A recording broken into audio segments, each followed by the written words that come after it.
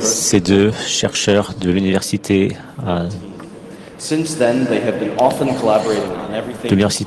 de Ruhr ont beaucoup travaillé ensemble sur les vulnérabilités de très bas niveau et les défenses à très bas niveau. Veuillez accueillir chaleureusement Benjamin et Philippe.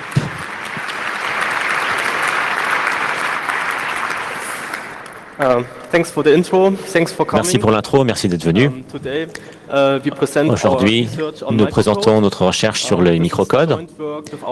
C'est un travail conjoint avec nos collègues et nos superviseurs de la Ruhr Université de Bochum. Je vais commencer par un petit disclaimer. Les détails techniques dans cette présentation sont assez spécifiques au processeur NDEK10, toute dernière version. Et beaucoup des découvertes que nous avons pu faire ici viennent de reverse engineering, d'ingénierie inversée. Donc si c'est quelque chose que vous voulez faire à la maison, faites-le à vos propres risques puisque ça peut déclencher plein de comportements non voulus dans le processeur. Donc pour commencer, je vais donner une idée générale de ce qu'est un microcode. Je vais faire un peu une super vue de l'architecture d'X86. On va se poser la question de est-ce qu'on peut hacker quelque chose là-dedans, et ensuite il y aura une petite démo. D'abord, qu'est-ce que le microcode? Là, on voit un CPU. On peut imaginer que le microcode, c'est comme un ordinateur dans votre processeur qui peut faire beaucoup des instructions très plus complexes. On verra comment on peut gérer ça. On commence avec le travail qui est déjà fait avec ça. Il y a quelques patents de AMD qui font un petit overview des détails. Après, il y a le site web type architecte où on peut voir un article en détail sur les placements spécifiques des composants sur le die. Après, il y a un blog post anonyme où on peut voir pour la première fois que le microcode peut être mis à jour. C'était l'idée. Comme ça, nous avons pris l'idée qu'on peut faire la recherche sur ce sujet. Après, il y a un paper avec le titre Security Analysis of x86 Processor Microcode qui donne une petite overview sur le sujet. He probably has some internal knowledge and is also doing really cool stuff with AMD microcode. Ces découvertes viennent d'un chercheur Arrigo qui a probablement eu des informations un peu en interne parce qu'il sait énormément de choses sur les microcodes. Donc, on va parler de microcode. Parlons de pourquoi c'est utilisé un microcode. La première chose, c'est pour décoder des instructions. La deuxième chose, c'est pour corriger des bugs dans les CPU qui ont déjà été vendus et du coup qu'on ne peut pas corriger du côté hardware. Une troisième chose, c'est pour la gestion des exceptions. Par exemple, une division par 0. Dans ce genre de cas, le processeur doit détecter ce cas et doit passer l'exception et certaines informations au système d'exploitation. Ça, c'est géré dans le microcode. Le microcode est également utilisé pour la gestion de l'alimentation. Et ça peut aussi être utilisé par les fabricants pour des fonctionnalités plus complexes dans le processeur, comme par exemple Intel SGX. Par exemple, on peut décoder les instructions avec le microcode. Les instructions sur la plateforme x86 est plutôt complexe. Par exemple, une instruction qui est en taille de 1 byte, il y a des instructions de plusieurs bytes. Normalement, avec le premier byte, on peut déjà voir la taille de l'instruction. Mais il y a des exceptions quand même.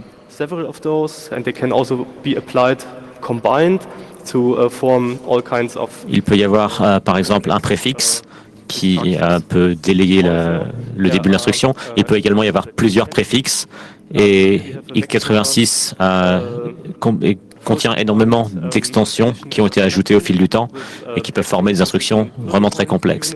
Par exemple, des instructions ici qu'on peut voir pour opérer sur des nombres à virgule flottantes qui ont de nombreuses opérandes qui sont difficiles à déchiffrer. À cause de cette complexité, il faut un véritable petit ordinateur dans le processeur pour pouvoir décoder ça.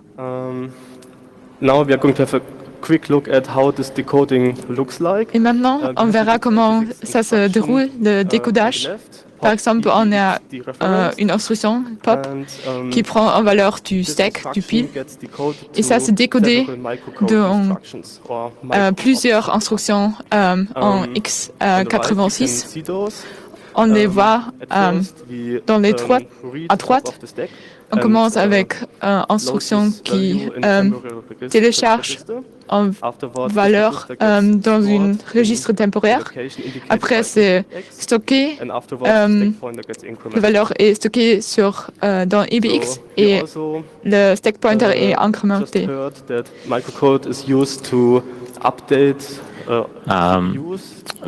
Comme vous l'avez entendu, le microcode peut également être utilisé pour mettre à jour les processeurs après qu'ils aient été vendus.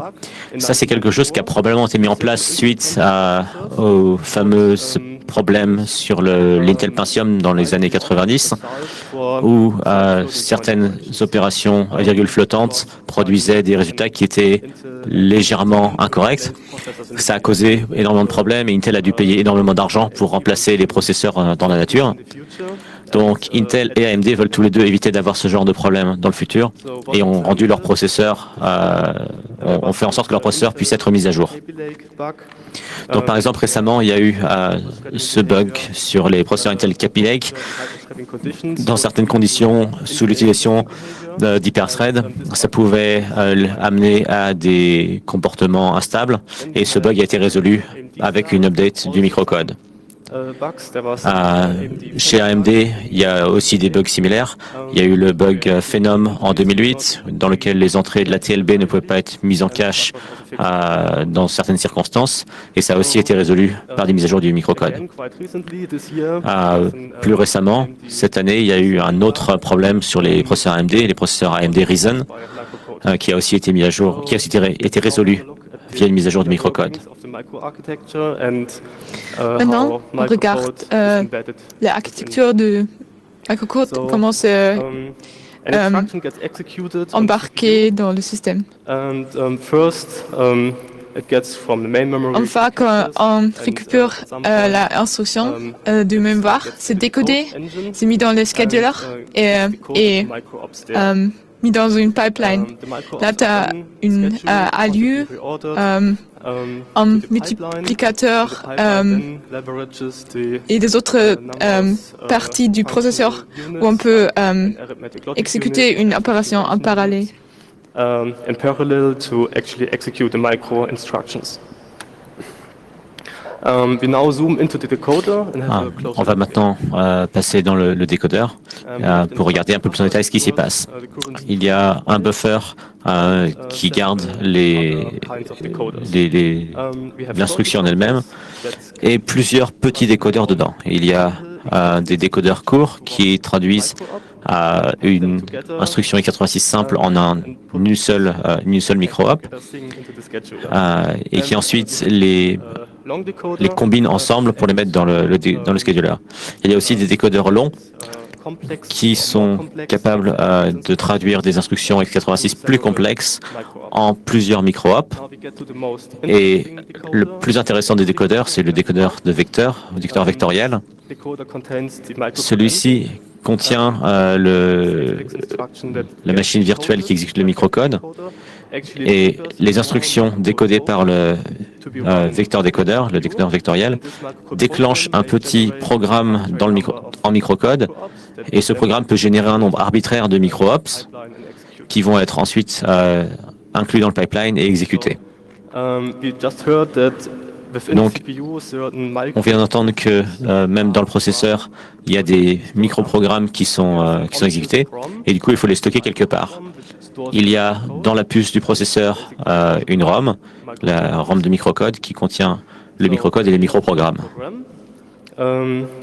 Durant le runtime, le partie d'update peut être mis dans le RAM du microcode. For example, the addition unit that increments the program counter for the microcode engine. Le microcode utilise également de la RAM pour diverses choses. Il y a aussi des registres, notamment un compteur de programme pour savoir où on est dans le microcode. Et plus important, ce qu'on appelle les registres de match, les registres de comparaison.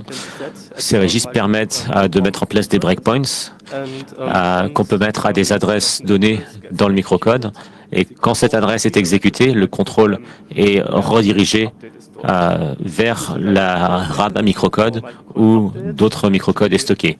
C'est un mécanisme très important pour les mises à jour du microcode qui donnent le contrôle de ce qui se passe dans le CPU et qui peuvent changer le comportement de ce code, comme par exemple nettoyer des entrées d'une certaine instruction pour éviter des bugs. Alors, comment est-ce qu'on met à jour un microcode? Déjà, il faut être en mode kernel. On charge la mise à jour dans la RAM. On écrit à une certaine adresse, l'adresse virtuelle à laquelle se trouve le microcode. Ces adresses ne sont pas persistantes. Lors d'un reboot, ce sera nettoyé. Écrire à cette adresse déclenche la copie du code du microcode dans la RAM du microcode. Donc, le format de fichier de la mise à jour du microcode, vous pouvez le voir ici. Il y a divers champs, notamment d'informations sur l'idée du patch, un checksum, les registres de comparaison qui contiennent les breakpoints. Après ça, le microcode en lui-même, qui est organisé en triade, comme on dit. Une triade contient 3 micro-hops et un mot de séquence. Les micro-hops sont des simples instructions du microcode qui exécutent du code, et le mot de séquence, sequence word en anglais, est utilisé pour la gestion du flot de contrôle. Donc maintenant, on veut répondre à la question plus intéressante, est-ce qu'on peut le hacker? On a appris que le CPU, on peut le mettre à jour. On peut en plus mettre à jour les pilotes dans les Linux kernels. Et en plus, on peut aussi mettre à jour les microcodes. Les microcodes, on peut les mettre à jour avec firmware qu'on peut télécharger, qui sont distribués dans l'Internet.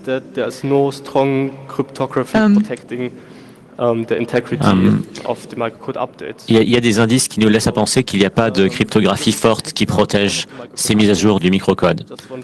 Voici un dump hexadécimal d'une mise à jour de microcode. Et si on regarde juste comme ça à l'œil nu, on peut voir qu'il y a des valeurs qui se répètent beaucoup. On peut voir si on met certaines de ces valeurs en rouge, on peut voir qu'il y a des patterns qui se répètent. On voit beaucoup de 0 et de F, ça c'est aussi un indice. Ce qu'on a appris, c'est que le CPU acceptera des mises à jour modifiées si le checksum est correct. Donc oui, c'est hackable. À ce point-là, on savait qu'il faut juste gérer beaucoup des microcode updates dans une manière automatisée pour forcer un comportement du CPU et voir comment un update influence le comportement du CPU. On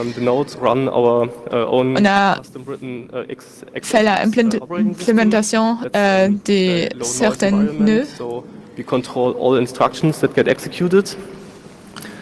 On fait tourner sur le processeur notre propre OS.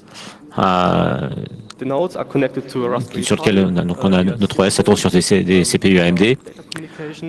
On a connecté ces ordinateurs à un Raspberry Pi qui utilise le GPIO, l'entrée-sortie générique, pour communiquer avec nos machines.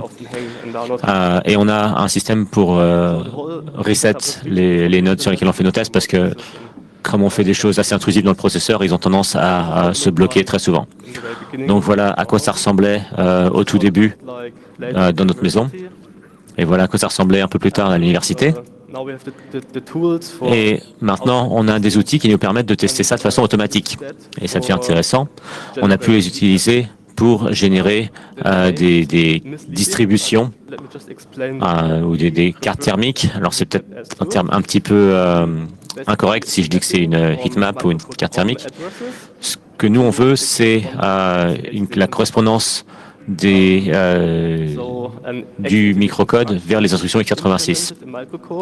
Les instructions x86 sont implémentées en microcode et ce microcode est stocké à certaines adresses dans la ROM. Donc cette correspondance, cette heatmap, elle sert à nous dire quelle zone dans la ROM implémente quelles instructions x86. On a généré ces correspondances en instrumentant les instructions avec nos registres de breakpoint et en exécutant répétitivement les instructions x86 correspondantes. Donc, une fois qu'on a eu cette carte thermique, cette correspondance, on pouvait de façon fiable exécuter nos propres bits en tant que microcode. Il suffisait pour nous de mettre le breakpoint à une adresse qu'on connaît et ensuite exécuter l'instruction x86 correspondante. Une fois qu'on fait ça, le flow de contrôle est redirigé sur notre propre microcode dans la mise à jour. Et là, on peut mettre les octets qu'on veut et les bits qu'on veut et le CPU lira ça comme du microcode et l'exécutera. Alors, comme le jeu d'instruction du microcode n'est pas documenté, on a dû faire de l'ingénierie inversée, du reverse engineering, puisque le CPU est vraiment une black box ici, il n'y a pas de désassembleur ou de compilateur ou même de documentation. Heureusement, on a un oracle, c'est le CPU lui-même. On peut donner les entrées qu'on veut au CPU et voir les sorties. Donc, ça nous permettait de deviner les structures, l'encodage et la sémantique des opérations. Donc, on peut regarder un peu plus en détail à quoi ressemble cet oracle. En entrée, on donne des instructions x86 et un état initial qui contient des valeurs pour les registres x86 et on lui donne l'update de microcode qu'on a généré à partir de notre propre avec nos propres match registers, les registres de correspondance et nos propres micro-ops qui contiennent du coup l'update du microcode avec les bits qui vont réellement être exécutés par le CPU. Après, on a une sortie qui est l'état dans lequel se trouve le processeur après l'exécution de nos bits de microcode. Très souvent, quand le CPU va exécuter des bits aléatoires de microcode, ça va crasher le CPU et dans certains cas, on ne verra aucune différence entre l'entrée et la sortie. Après quelques semaines de brute force, on a pu trouver une séquence de bits qui ne crachait pas le CPU et qui donnait un état d'entrée et de sortie différent. Et ça, c'était notre première découverte et la marche qui nous a permis d'accéder à des analyses plus complexes. And to get that, we started to On a commencé avec toggler en bit par bit dans les bit strings. And here we change bits. Ici, on a changé les bits à la droite et l'output a changé. Et après, on l'a fait plusieurs fois et on a vu l'input et l'output. On a réalisé cette instruction qui fait une addition sur le registre AX dans le microcode. Après, on a utilisé ces résultats pour changer les valeurs dans le champ de valeur immédiate. Si on change des autres bits, par exemple les bits qui sont plus à gauche, dans le gauche dans les bit strings, on sait déjà the EAX output changes again, but it changes differently. Le output, les valeurs dans le registre EAX changent différemment. Après plusieurs attentes, on a réalisé que ça c'était un XOR, une instruction XOR sur le registre EAX.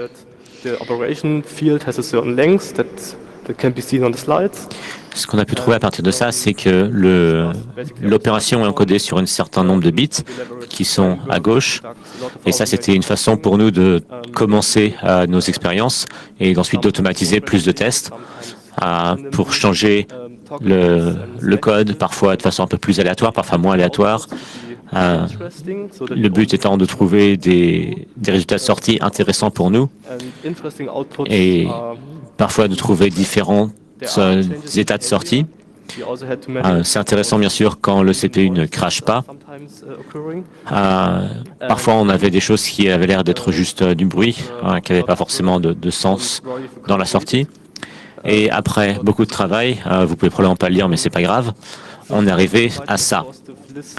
Ça nous donne une liste assez exhaustive d'opérations qui parfois prennent en argument des immédiats, parfois des registres,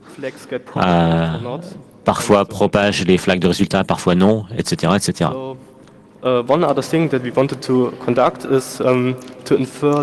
Notre truc qu'on voulait montrer, c'est la logique à base de ROM trace. Donc une chose qu'on a pu faire, c'était regarder ce qu'il y avait dans les zones de ROM directement sur le circuit. On a regardé pour ça d'abord dans les registres de breakpoint en mettant des adresses qu'on connaissait pour récupérer le contrôle, en exécutant ensuite une instruction x86 pour récupérer le contrôle et ensuite on pouvait écrire du microcode dans notre mise à jour qui nous permettait de repasser dans le microcode exactement à l'adresse qu'on voulait analyser. En ajoutant 1 à cette adresse, on remettait un autre breakpoint qui correspond à cette adresse, qui nous renvoyait à nouveau dans la RAM. Là, on avait encore des informations de microcode. Et ça nous permettait de récupérer les résultats. Et c'est comme ça qu'on pouvait comparer les entrées et les sorties. Mais cette fois-ci, c'était après avoir exécuté non pas notre microcode aléatoire, mais après avoir exécuté le code qui était dans la ROM, donc du code qui venait déjà du fabricant. Ça a plusieurs avantages, ou parfois des avantages. Premièrement, le microcode peut parfois changer des états dans le CPU qu'on ne peut pas observer. Et également, parfois, une triade dans la ROM du microcode n'exécutera pas forcément l'adresse suivante, mais parfois il y aura un saut et on ira ailleurs dans la ROM du microcode. Et donc dans ce cas-là, on perdait le contrôle de l'exécution. Mais bon, c'est pas forcément grave parce que c'est aussi un signal qu'on apprend, donc on a décidé quand même de procéder avec cette méthode.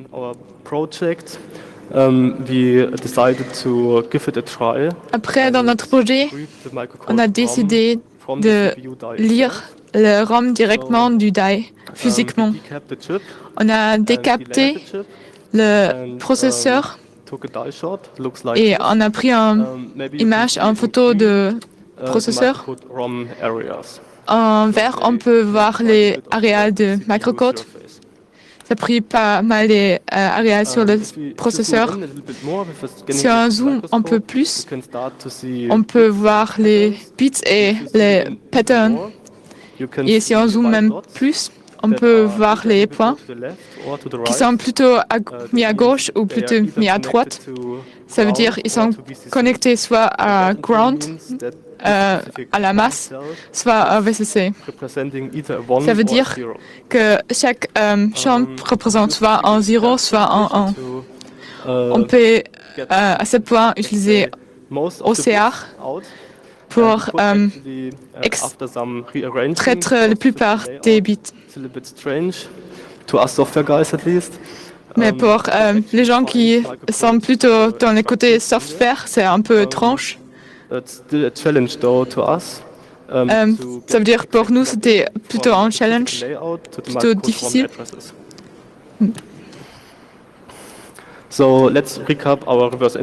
Alors, pour récapituler les résultats de notre reverse engineering, la première chose qu'on a eue, c'était ces heatmaps, cette correspondance entre les instructions x86 et le microcode. On a trouvé à partir de là 29 micro-hops, logique, arithmétique, et pour charger des données. On pouvait écrire dans le programme counter en x86 et on pouvait sauter dans le code Microsoft conditionnellement. On a aussi compris à quoi servait le mot de séquence, le sequence word. Il peut servir à sauter à la prochaine triade. Il peut indiquer que la séquence est complète, c'est-à-dire que le décodage de cette instruction x86 est terminé et que du coup la prochaine instruction x86 doit être exécutée. Et le mot de séquence peut aussi être utilisé pour sauter inconditionnellement dans le microcode. On a aussi trouvé ce qu'on appelle le substitution engine, la logique de substitution, qui peut être utilisée pour de manière automatique, placer des opérandes d'une instruction x86 dans une instruction du microcode. Donc, par exemple, si vous avez l'opérande EAX dans une instruction x86, ça sera EAX, l'instruction de l'opérande en microcode également. Ça simplifie beaucoup l'écriture de l'instruction x86 dans le microcode. Alors, on veut aussi augmenter les instructions x86. Jusque-là, on pouvait uniquement remplacer la logique des instructions x86 en mettant un breakpoint vers notre point d'entrée et en écrivant notre propre microcode à cet endroit-là. Mais ce qu'on voudrait aussi, ce serait pouvoir étendre la logique existante tout en préservant la sémantique de l'instruction. Et on peut faire ça soit en sautant à nouveau vers la ROM existante, ou alors pour des instructions simples en x86, on peut simplement les émuler en microcode. Et on a quelques exemples ici. Une fois qu'on a reverse engineering le microcode du plateforme x86, on a commencé à implémenter notre propre microcode. Le premier programme qu'on a écrit, c'est une instrumentation qui fait le compte le nombre, les numéros des instructions qui sont exécutées. Après, on a écrit une façon pour faire un hook dans les microcode instructions. Et on a implémenté une attaque qui marche remote. On a besoin d'une CPU qui a le vecteur implémenté en microcode. Si l'ordinateur a accès à une website, le vecteur est triggered. À partir du navigateur, on peut déclencher l'exécution d'une instruction x86 vectorielle qui déclenchera notre microcode. On a deux versions de ça, une en SMJS et une en WebAssembly. On a aussi deux Trojans, deux Troyens pour le microcode, ce qui les rend très difficiles à détecter. Un d'entre eux introduit une attaque à canaux parallèles, side channel attack, en temps constant dans les implémentations des courbes elliptiques. Et le deuxième permet d'injecter des erreurs dans les primitifs cryptographiques. Alors maintenant, on peut regarder à quoi ressemble un microprogramme. Un microprogramme nous est donné dans notre propre langage, une sorte d'assembleur qu'on a développé pour pouvoir développer des microprogrammes de façon simple. Ça nous évitait d'avoir, nous, à écrire des longues chaînes de bits à la main. Donc, vous pouvez voir ces instructions. On a une instruction de soustraction qu'en fait on utilise pour comparer. On peut voir qu'il y a notre registre TLD qui est comparé à la valeur dans EAX. Après ça, on a un saut conditionnel. On veut d'abord considérer le cas où on ne saute pas, donc c'est ici. Donc là, c'est juste une paire d'instructions qui crée une division d'entiers. Et on peut voir que la toute dernière instruction ici saute en arrière pour revenir dans la mémoire du microcode. Donc ce qu'on voit ici, c'est que on fait la même chose qu'une division d'entier, et à la fin on saute dans la ROM à nouveau pour exécuter le code de la division à proprement parler. Maintenant, si le code dans EAX et dans TLD sont égaux, dans ce cas, on ajoute 1 au programme counter et ensuite on écrit cette valeur dans le programme counter x86. Ça, ce que ça veut dire, c'est que ce vecteur de microcode compare EAX à une valeur magique, et si cette valeur magique est trouvée, le compteur de programme d'x86 sera incrémenté de 1, ce qui signifie que toutes les instructions x86 après seront exécutées sans être alignées en mémoire. Ça, c'est une primitive très utile qui peut être utilisée pour, par exemple, nos exploits qui ciblent JavaScript et pour toutes sortes de bugs. Maintenant, c'est l'heure de la démo et je passe la scène à Benjamin.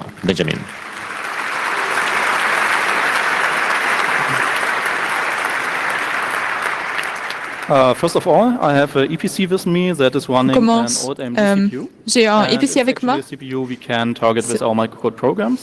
C'est avec une CPU qu'on peut exploiter avec notre programme. Le microcode est déjà dans les CPU. On est mis à faire un update. C'est juste un microcode vector. On cherche les valeurs pour faire un trigger sur les valeurs qui vont permettre de déclencher notre microcode. Et voilà où se passe la magie. On lit ce qui est écrit dans le buffer en mémoire. Et la raison pour laquelle c'est important, vous allez le voir dans une minute quand je vous montrerai l'exploit en lui-même. Mais donc là, on lit ce qui est en mémoire et on le place dans un registre temporaire. Et ensuite, on fait un peu d'arithmétique sur cette valeur. Et ensuite, on implémente la sémantique d'un décalage binaire, qui était un opcode x86. Ça, c'est parce que si la valeur de déclenchement, c'était pas celle que vous vouliez capturer, vous voulez pas perturber l'exécution des programmes. C'est tout à fait possible que d'autres programmes sur votre système utilisent cette instruction. Du coup, c'est important de préserver la sémantique originale si vous voulez pas déclencher votre backdoor. À ce niveau-là, on sait si on doit ou non déclencher le comportement et on peut voir ici qu'on peut ajouter conditionnellement des valeurs dans un registre ou modifier la valeur dans les registres d'une autre façon. Donc on fait exactement ça. La première chose qu'on fait, c'est on met EAX à la valeur 11. Et ça, c'est la valeur de syscall sous Linux. Je n'ai pas capté quel syscall. Ensuite, on met d'autres registres à des valeurs. Et ça va être les arguments qu'on contrôle. Le syscall était setUID. Et à la fin, on écrit dans le programme counter une valeur qui est donnée par le JavaScript en lui-même. Donc, dans le JavaScript, on peut décider où est-ce qu'on veut aller. Et ça, c'est tout conditionnel. Ça ne s'exécute que si l'entrée de l'instruction match notre constante magique. Donc, pour vous montrer ce que ça donne en pratique, ça, c'est notre module en WebAssembly. On peut voir qu'ici, j'ai notre payload qui contient ici des instructions x86 non alignées. Et on peut voir ici que je déclenche une interruption dans le kernel. Et ça fait un syscall x86. Et la valeur qu'on lit, on la voit ici. Tout simplement, ce qu'on dit ici, c'est voilà, utilise ça. Donc ça, c'est un Firefox pas modifié. C'est Firefox que je n'ai pas ajouté de code dedans du tout. Et c'est une version que j'ai téléchargée de l'Internet. Et quand j'exécute mon JavaScript, comme j'ai attaché un debugger, on va se retrouver ici dans une seconde. Il faut attendre un petit peu parce que mon IPC est vraiment très très lent, surtout quand on débug Firefox. Et voilà. Donc là, je vais avancer pas à pas dans mes instructions jusqu'à arriver sur le hook que je veux mettre en place. Et maintenant, on est dans notre module WebAssembly que je vous ai montré avant.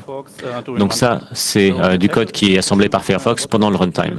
Donc Firefox peut choisir quel code doit être émis en contrôlant les hooks dans le module WebAssembly. Et comme vous pouvez voir, ici on exécute notre opcode shift right, décalage à droite. Et moi, j'ai pris bien soin de mettre ma constante ici dans le registre X. Et ici, ça va déclencher notre microcode. GDB va perdre le contrôle dans une seconde. Je vais tricher un petit peu. Et ici, je sais qu'on va avancer dans 6 octets plus loin. Donc, j'ajoute 6. Et je presse continue. Et maintenant, on est désaligné dans nos instructions. Vous pouvez voir qu'on a exécuté toutes les choses qu'on avait codées dans le microcode pour préparer les registres d'arguments. Et si vous comparez, donc ça c'est la sortie de notre code WebAssembly, moi j'ai dit merci d'émettre cet opcode et ensuite un jump à 5 et ensuite exécute ces opcodes. Et ça, c'est les opcodes qu'on a. Donc, si on continue, j'espère que ça a marché. Et bon, ça n'a pas marché, bien sûr. Bon, laissez-moi l'exécuter hors de GDB.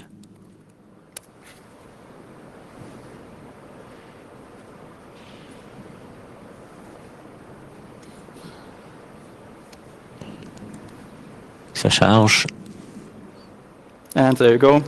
Et on y est, voilà, notre exploit marche.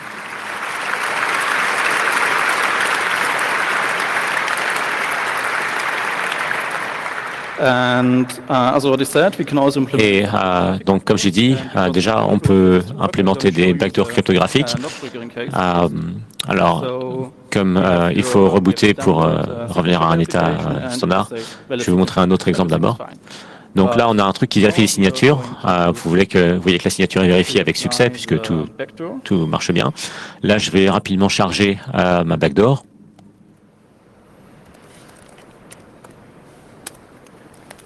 Et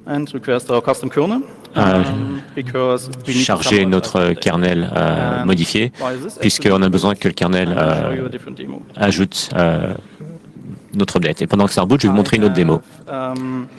J'ai ici cette console. Elle va lancer un script sur un Raspberry Pi qui est quelque part dans notre assembly dans le CCL. Et ça, c'est connecté à une de nos machines sur lesquelles on fait nos tests. Ça va exécuter le microcode qu'on lui dit d'exécuter. Donc d'abord, je vais vous montrer ce qui se passe si je lui dis « ne fais rien dans le microcode ». Donc on fait juste ça. Et on lui dit exécute et le registre auquel il faut prêter attention, c'est EBP. Là, pour l'instant, c'est 0 parce que j'ai rien fait pour le modifier. Et maintenant, je vais dire OK, fais quelque chose.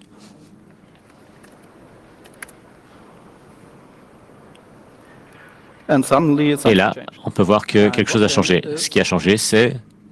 Donc ça, c'est le microcode que j'ai uploadé sur le CPU. Et tout ce que ça fait, c'est que ça push la prochaine instruction x86 qui doit être exécutée. Et ça et elle la stocke sur la stack. Et ensuite, saute à une adresse que j'ai prédéfinie. Et cette adresse, elle est jusqu'ici. Et là, on récupère le contrôle en x86 sans avoir à écrire un programme de plus compliqué en microcode. Juste, ça marche. Donc ça, c'est aussi quelque chose qu'on peut faire. On peut introduire d'autres hooks de microcode. Et là, on peut voir que mon laptop a fini de redémarrer, donc je peux relancer VNC.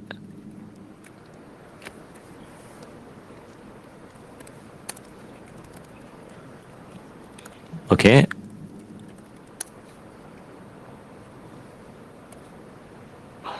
OK. Une seconde.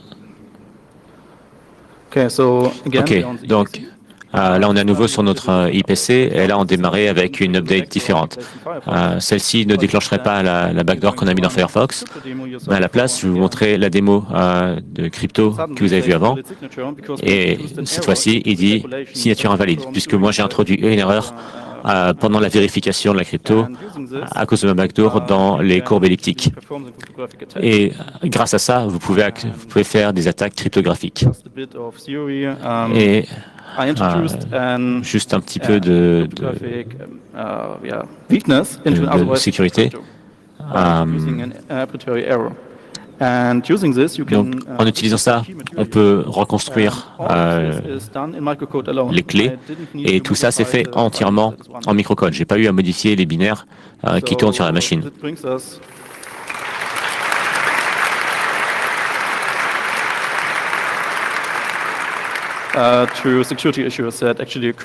Donc ça nous amène aux questions de sécurité qui se posent, bien sûr. Premièrement, on peut mettre n'importe quelle mise à jour. Moi, j'en ai modifié une là en live. Je l'ai mise sur le CPU et il l'a accepté. On peut bien sûr faire des backdoors et on ne peut pas vraiment résoudre ce problème. Enfin, il faudrait changer le matériel. Alors, on peut faire un fixe un petit peu dégueulasse. On peut juste détruire le mécanisme de mise à jour. Mais bon, c'est pas trop mal parce que si un attaquant est capable de faire ça, c'est quelqu'un qui a déjà le contrôle pour modifier votre BIOS. Donc c'est probablement pas un problème pour vous. Et en conclusion, le microcode, ça peut être réversé, ça peut être modifié.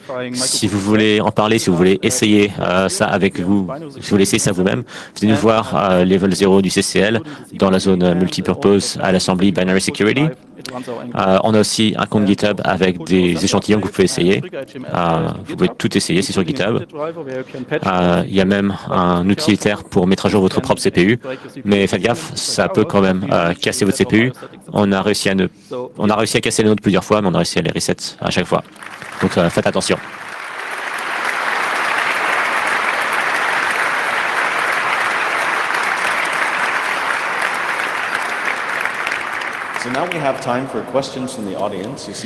Maintenant, on a le temps pour poser les questions. On a aussi un Signal qui me dit qu'il y a des questions dans l'Internet. And now I'm asking you that when you leave, please leave entirely and re-enter the hall through the main entrance, not the hall, but the whole message room. So, en attendant les questions, vous pouvez les poser sur IRC ou Signal Angel en anglais ou en allemand sur IRC.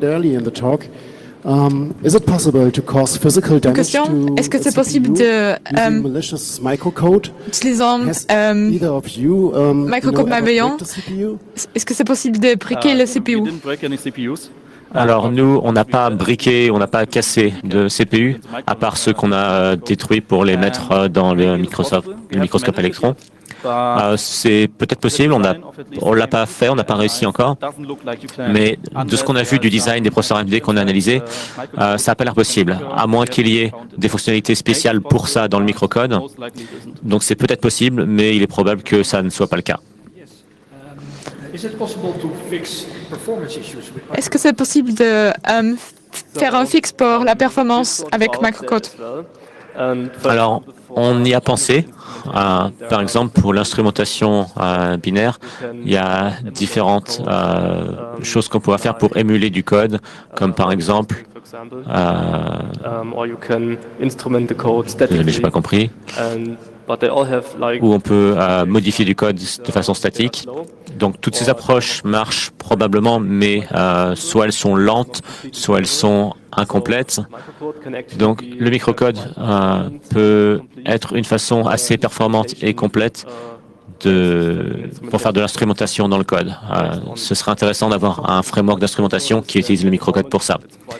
Le problème du microcode, c'est qu'à l'heure actuelle, c'est relativement limité, puisque dans la plupart des CPU modernes, c'est quelque chose de complètement fermé, que ce soit chez Intel ou AMD.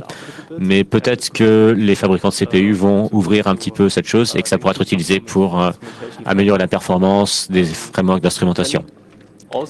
Ça peut aussi être utilisé pour implémenter de nouvelles instructions. Mais je ne pense pas que ce soit une implémentation très rapide par rapport à l'implémenter proprement en x86. Est-ce que vous avez regardé dans les plus vieux Intel Code Updater? Il semble qu'ils sont cryptés, mais probablement une strong cryptographie, peut-être un stream cipher ou un block cipher. Parce que j'ai déjà réussi à patcher un microcode update, mais j'ai pas réussi à contrôler les contenus. Donc, on n'a pas vraiment regardé, nous, du côté des mises à jour Intel, mais c'est une très très bonne question. On devrait probablement discuter. Donc, ouais, passez nous voir à l'Assemblée. Passe-nous voir à l'Assemblée, ce sera cool. How accurate is it to refer to the microcodes as a RISC architecture rather than... Est-ce que c'est correct de dire que le microcode, c'est une architecture RISC ou est-ce qu'on y trouve des instructions qu'on ne trouverait pas typiquement sur une architecture typique RISC? So, the question was whether is reduced instruction set-like architecture. Donc, la question est, est-ce que le jeu d'instruction du microcode, c'est un jeu d'instruction plutôt réduit, RISC? Alors, les instructions dans le microcode sont généralement très simples. Une fonctionnalité intéressante, par contre, c'est qu'il y a 3 modes d'opérande. On peut avoir 3 registres. On peut avoir un registre de destination, 2 registres de source, ce qui n'est pas possible en x86, comme vous le savez probablement tous, mais c'est possible au niveau du microcode. Donc ça, c'est très intéressant. Thank you. How do you know the microcode entry Comment point c'est for a given le instruction? microcode entry point pour une instruction donnée? Très bonne question. Donc, on vous a montré les heatmaps qu'on a générés en mettant des breakpoints sur toutes les adresses de la ROM du microcode une par une, et ensuite en essayant toutes les instructions x86 une par une. Et de toute évidence, quelquefois on aurait plusieurs hits pour une instruction donnée, puisque une adresse ne suffit pas forcément pour une instruction. Mais on peut mettre 8 breakpoints à la fois avec nos 8 régisters de breakpoints. Du coup, on mettait 8 breakpoints à des adresses différentes et on regardait lequel était déclenché en premier. Et donc ça nous permettait d'itérer étape par étape pour débugger, pour savoir quelle était l'adresse exécutée pour implémenter une instruction donnée. Donc ça nous a permis de trouver les points d'entrée dans le code.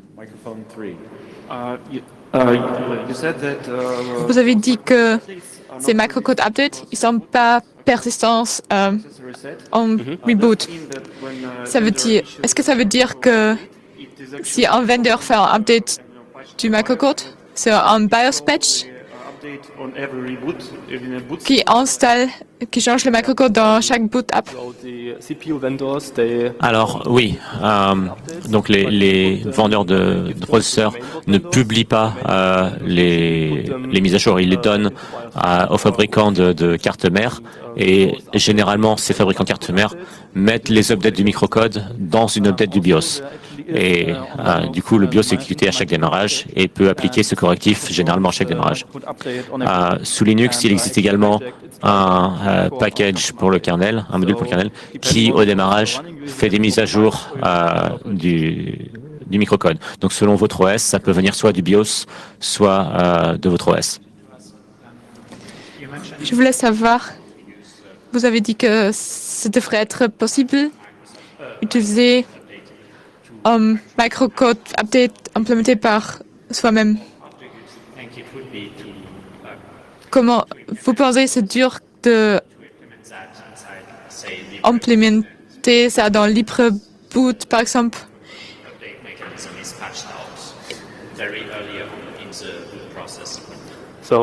Est-ce que ce serait faisable d'intégrer ça dans LibreBoot pour s'assurer que le code est exécuté à chaque reboot de façon très fiable? La réponse, oui, c'est quelque chose qui est plutôt simple à faire, mais pour notre recherche avec NoHitMap, on avait une compréhension suffisante de où serait le microcode, puisqu'à partir du moment où on mettait des breakpoints à un endroit, on ne peut plus faire de mise à jour du microcode, évidemment. Donc, ça demanderait pas mal de travail de faire ça comme ça, mais ce serait par contre très simple d'avoir juste une mise à jour qui est exécutée par LibreBoot et pendant le boot de désactiver le système de mise à jour. Est-ce que c'est possible d'utiliser ce fonctionnement? Est-ce qu'on peut utiliser ce système pour extraire n'importe quelle information d'un CPU, notamment les informations qui sont dans une Secure Enclave? La réponse, probablement pas, en tout cas pas sur AMD, mais on ne peut pas donner de réponse définitive à ça, puisque les CPU sur lesquels on a pu faire nos tests n'ont pas de Secure Enclave, donc forcément on ne sait pas. Ce qu'on peut vous dire, c'est que le microcode qui est exécuté a les mêmes permissions que le code qui l'a déclenché. Donc, si c'est du code qui est exécuté dans la MMU, par exemple, on y aura les permissions du code de la MMU. Donc, dans toute probabilité, non, mais on ne peut pas être sûr. Vous avez dit que vous avez 20 quelques micro 29 micro-apps. Est-ce que vous pensez qu'il y a des instructions de microcode que vous n'avez pas encore trouvées, ou est-ce que vous pensez que vous les avez toutes trouvées? Il est très probable qu'il y en ait qu'on n'a pas trouvé. Il y a certaines régions dans les instructions qu'on ne comprend pas encore, et si on les cible ou si on les modifie, ça crache le processeur, ou ça a des résultats de telle sorte qu'on ne sait pas quelles opérations sont exécutées. Et par exemple, on ne peut pas observer tous les registres. Il y a des registres internes au CPU qu'on ne peut pas observer dans notre code. Du coup, pas mal d'instructions qui modifient les états internes du CPU, par exemple, qui activent ou désactivent certaines fonctionnalités, ou certaines méthodes rapides ou lentes pour certaines fonctionnalités. Ça, c'est des choses que nous, on ne peut pas voir. Et du coup, à cause de ça, on ne sait pas qu'est-ce que les instructions font, ou si le bitstream qu'on a mis pour nos tests est correct. Du coup, il y a certainement beaucoup d'instructions qu'on ne connaît pas. Est-ce que vous avez considéré des manières, dans le cas que mon microcode est backdoor, de détecter tout ça? Alors, pendant notre recherche, on n'a pas vraiment regardé dans cette direction-là pour le moment, mais on a eu plusieurs discussions sur ce sujet. C'est une très bonne question. Si vous utilisez le microcode pour instrumenter une instruction x86, vous ajoutez un léger overhead sur le timing. Et si vous mesurez précisément le temps d'exécution de l'instruction, vous pouvez peut-être détecter que cette instruction exécute plus que ce qu'elle devrait faire. Donc on peut peut-être probablement détecter la plupart de ces opérations. Mais le microcode ne fait pas que ça, comme on a vu. Vous pourriez aussi cacher d'autres choses dans le microcode, puisque le microcode contrôle d'autres fonctionnalités du CPU, comme par exemple la régulation thermique, et on pourrait mettre un trojan là-dedans. Comme vous pouvez implémenter les instructions, est-ce que c'est possible d'implémenter en instruction set toutes différentes? Oui, on pourrait. Dans les autres publications que j'ai lié, le talk de Mariko, il fait quelque chose comme ça. Donc oui, c'est possible. On n'a pas assez avancé, nous, dans notre recherche pour faire quelque chose comme ça, mais on pense que lui a des informations en interne autres. J'ai deux questions. La première, c'est est-ce que vous avez trouvé une manière pour déclencher le coprocesseur des x86? Donc, vous voulez dire la FPU, Floating Point Unit, ou les autres extensions? Alors, on a regardé un petit peu de ce côté-là, mais on n'a pas regardé de ce côté-là, pardon, mais ce qu'on sait des brevets, il doit y avoir une façon de le faire. Deuxième question. Il y a quelques... Non. Quand vous utilisez le décodeur court, de ce que j'ai compris, les instructions ne passent pas par le cache de micro-hop. Du coup, est-ce que ça sauve des choses? La réponse, donc le décodeur court traduit des instructions x86 simples. On sait qu'il est également possible de hooker, d'instrumenter des instructions qui ne sont pas implémentées en microcode. On sait que c'est possible, mais on n'a pas encore trouvé comment. Oui, vous avez déjà dit ça. Est-ce que vous avez contacté Intel? Est-ce que vous avez un feedback d'Intel? Alors non, on n'a pas parlé à Intel. On a contacté AMD. Tout ce travail, on l'a publié sur Usenix et plus de 90 jours avant la publication, on leur a envoyé les résultats de notre recherche. On leur a demandé s'ils avaient des choses à nous dire. Ils n'ont pas beaucoup communiqué avec nous, probablement parce qu'ils ont déjà une mise à jour, enfin des versions plus récentes de leur processeur ont probablement une cryptographie plus sécurisée. Donc, ils n'étaient probablement pas très intéressés par ce qu'on avait à dire. Donc, voilà. OK. Merci beaucoup à nos présentateurs. C'était tout ce que vous avez toujours voulu savoir sur le microcode x86, mais que vous aviez peur de demander, présenté par Benjamin Kolenda et Philippe Koppe de